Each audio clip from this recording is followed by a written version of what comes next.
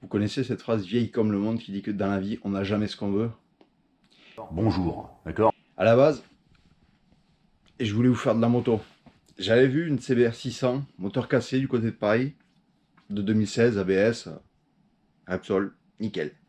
Le mec m'a dit qu'il était plus vendeur, qu'il a gardé en déco dans son showroom. Bon.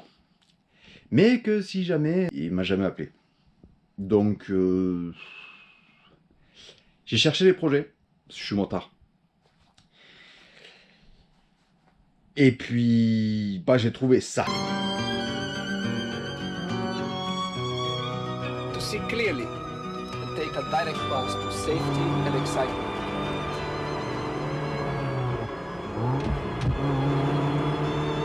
These are my ultimate driving goals. Honda Prelude. Ça. C'est une Honda Prelude 4ème génération en 2,3 litres. Il faut que je te raconte comment j'en suis arrivé à cette voiture-là. C'était un mercredi soir et, bon, comme souvent tous les soirs, je fais le tour du Bon Coin et je vois cette Prélude en annonce. J'envoie l'annonce à mon meilleur pote et il me rappelle en me disant « Parfaite, les joints de porte sont parfaits, faut que j'aille la voir pour récupérer les joints. » Moi je me suis dit « Attends, tu vas pas me la récupérer pour des joints alors que la caisse, elle est parfaite. » Du coup, pendant qu'on discutait, j'ai envoyé un message au gars et j'ai convenu d'un rendez-vous le lendemain. Donc le lendemain, j'ai pris la moto. Je suis allé la voir. Je pensais qu'elle était à 45 minutes. Finalement, elle était à 2h30. C'est pas grave. Je ne me suis pas démonté. J'y suis allé. Bon, j'en ai profité aussi pour faire mon setup GoPro pour le casque. Pas dégueu. Et donc la caisse, j'ai été la voir. On a discuté un peu autour et je suis rentré. Donc 2h30 aller, 2h30 retour avec 2 orages sur la gueule. Ça laisse le temps de réfléchir un peu.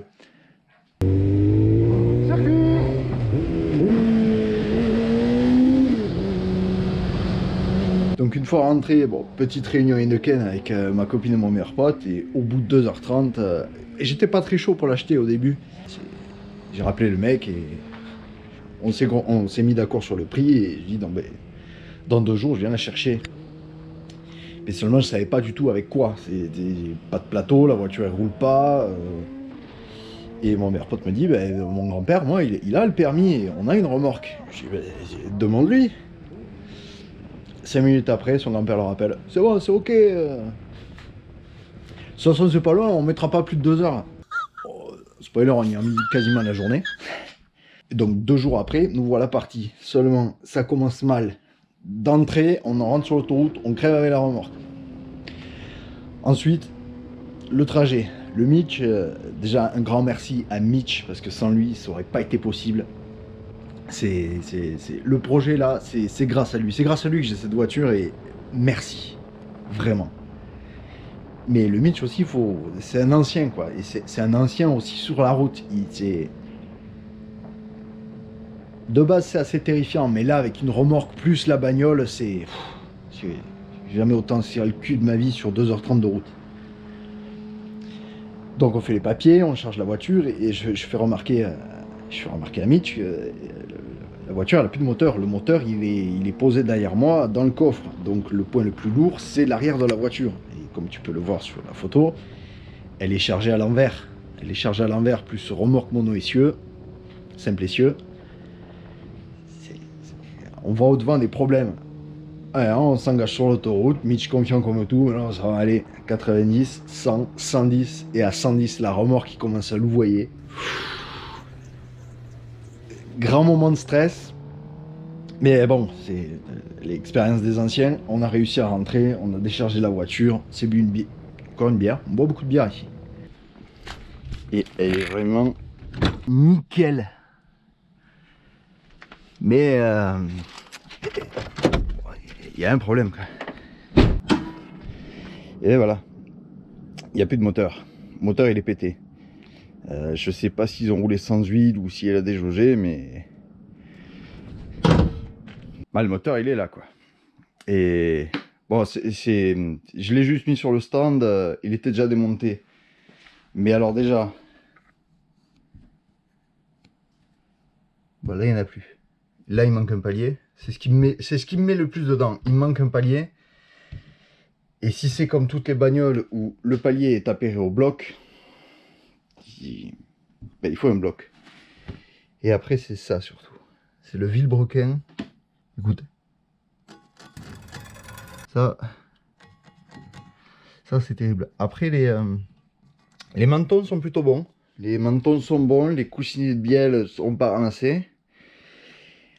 On va se regarder les arbres à cames. Parce que si les arbres à cames ont rien, tu peux sauver le haut moteur.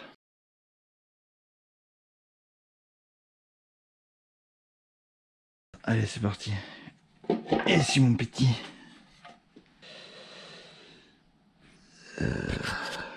Ah, putain, ça m'a pas l'air mal. Ouais, bon, tu le sens vite fait au doigt. Hein. Ah putain. Non, ça va, ça va. Ça va, elles sont pas... Ça va. Mais après, j'ai l'impression que le moteur a été nettoyé, mais oula, ouh, ça c'est quoi ça? Oh, ou de la limaille. Ouais, non, je sais pas trop. Je vais aller voir mon mécano, je vais voir ce qu'il en pense. Pareil, il va me dire, mais non, c'est rien, tu nettoies un peu. On va quand même se lever un petit palier. Pour voir, hein. Ah. Bon, ça va, je l'ai pas enculé. Ouais, non, c'est pas beau ça. C'est pas vraiment beau, c'est pas vraiment laid. Ah, waouh, waouh, waouh.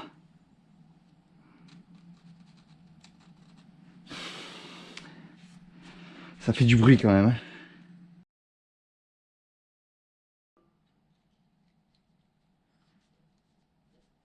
Hein. Je m'en voudrais de marquer. Là. On les tape. Voilà, c'est le 2.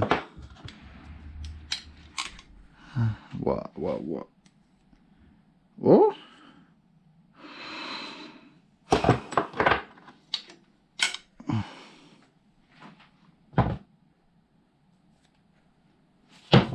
C'est pas si vilain. Si. Bon, tu vois que ça a un peu tourné sans huile. Hein. Si, c'est mort. Ouais. Bon, ben...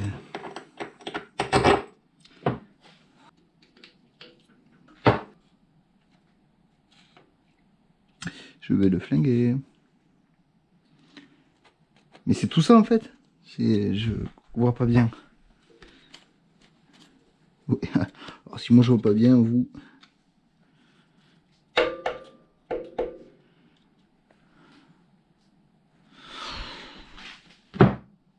On va essayer ça.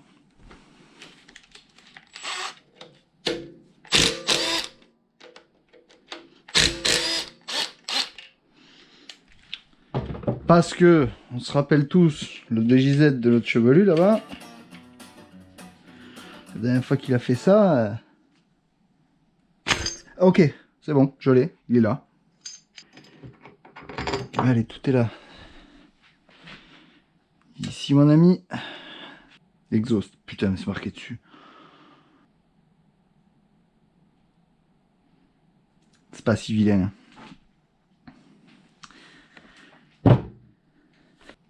S'il tombe, il est mort. Du coup, on va mettre tout ça là-bas.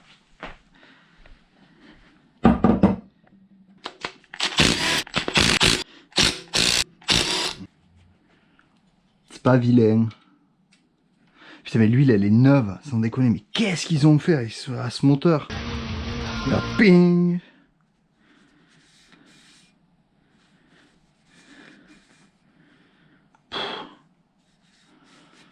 Bah, ils ont rien.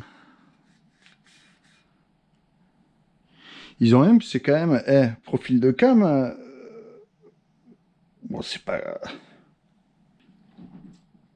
Bon, petit update.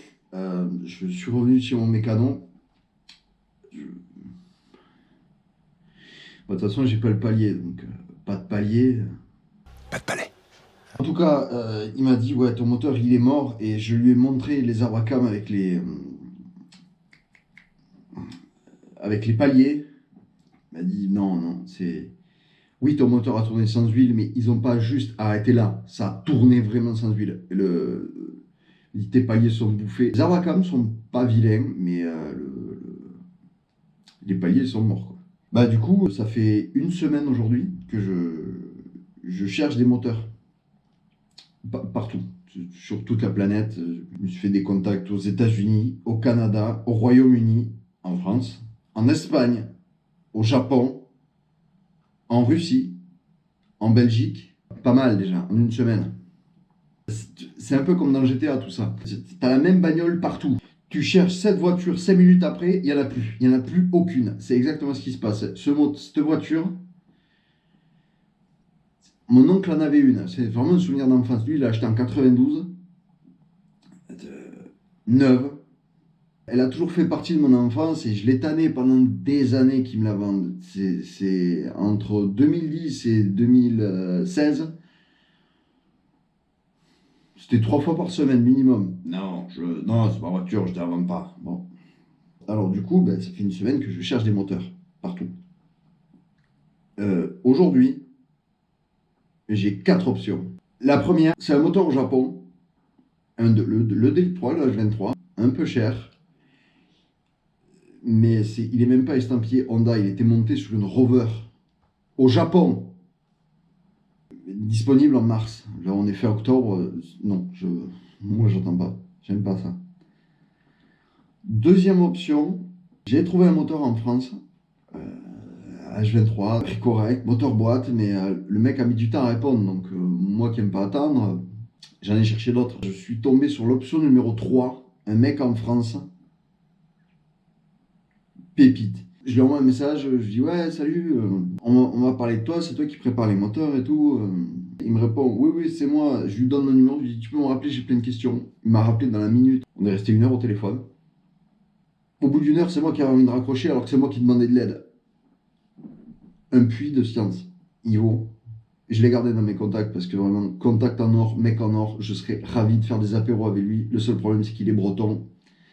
Ils sont balèzes, les gars, en apéro.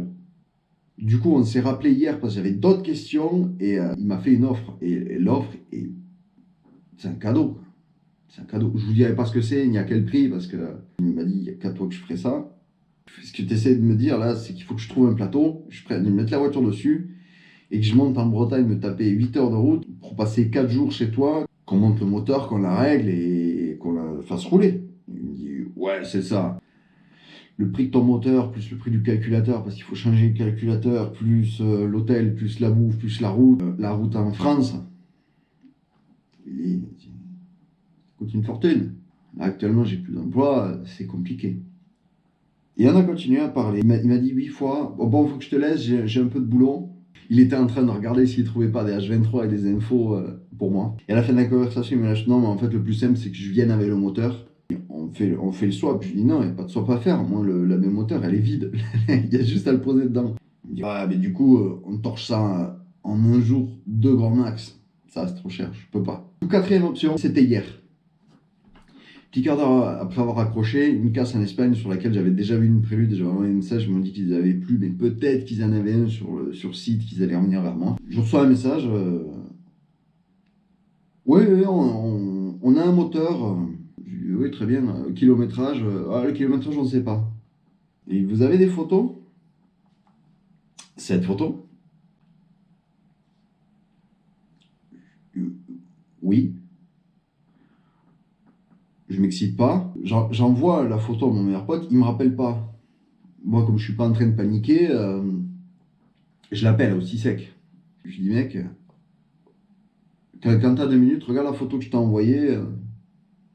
30 secondes après, il me rappelle, il me fait, mec, il est où le moteur? Je lui dis, il est au fin fond d'Espagne. On en a pour 7 heures de route. On va le chercher.